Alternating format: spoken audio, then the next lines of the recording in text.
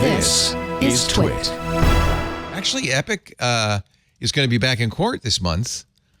Remember, they sued Apple over the store. They also sued Google, and that case is now coming up. Now, Epic kind of famously lost in their lawsuit against Apple. And like Epic and Fortnite, don't they just keep doing shady stuff? Like, weren't they like tricking kids into like micropayments? Oh, and then yeah. they're like, oh, but other people are the bad guys. Oh, yeah. Okay. So Monday, the second big app store trial, Epic versus Google.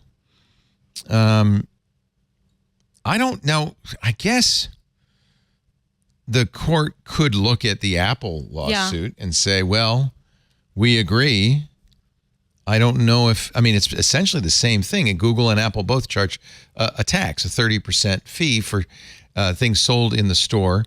The slight difference is Google allows you to sideload. So for a while, Epic was asking people they said you can't buy it in the App Store. You have to sideload it on Android devices. That didn't work out so well, as I remember. Right. Well, I think that I guess the argument would be, even though technically Google lets you do that, they are making it harder and harder for people to sideload, going either way to, and look, in fairness, this is a problem because if you make it too easy, people will obviously make it very easy to distribute malware, which is already a problem on Android.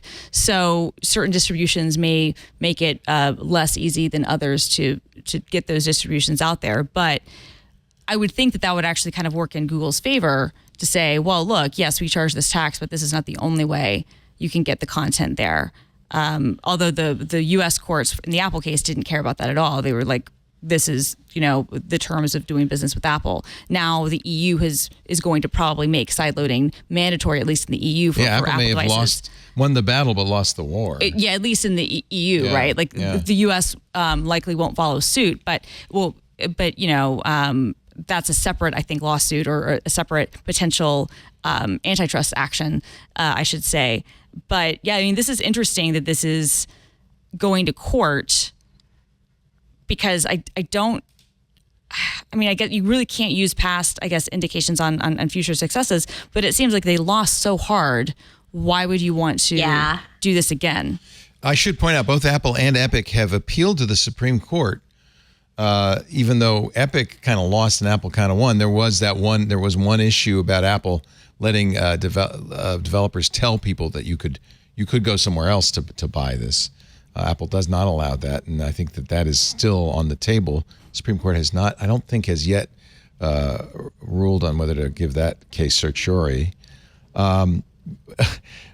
Google also apparently cannot tell the jurors that Apple won. The judge said, and don't mention this Apple case. Sure. That's fair.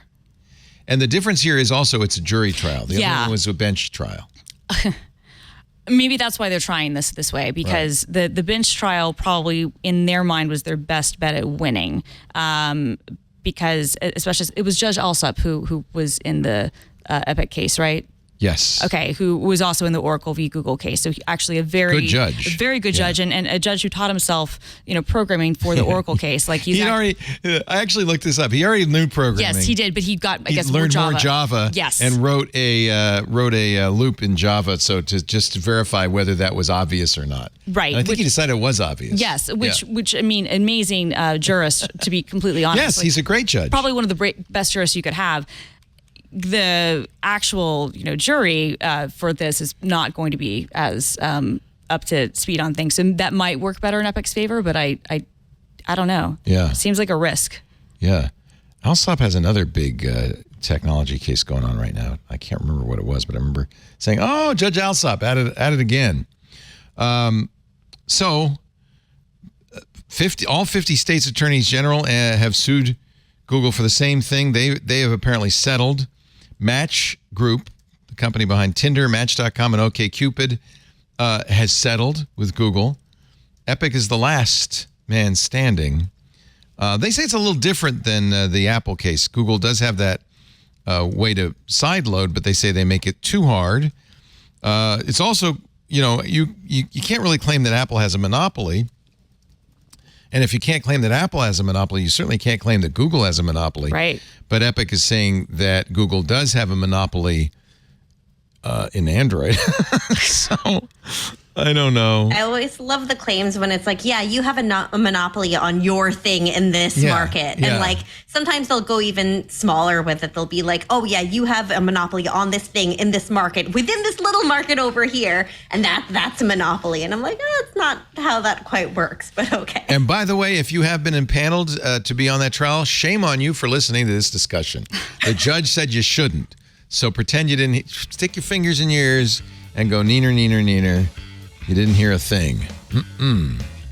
It's midweek, and you really want to know even more about the world of technology. So you should check out Tech News Weekly, the show where we talk to and about the people making and breaking the tech news. It's the biggest news. We talk with the people writing the stories that you're probably reading. We also talk between ourselves about the stories that are getting us even more excited about tech news this week. So if you're excited, well, then join us. Head to twit.tv/TNW to subscribe.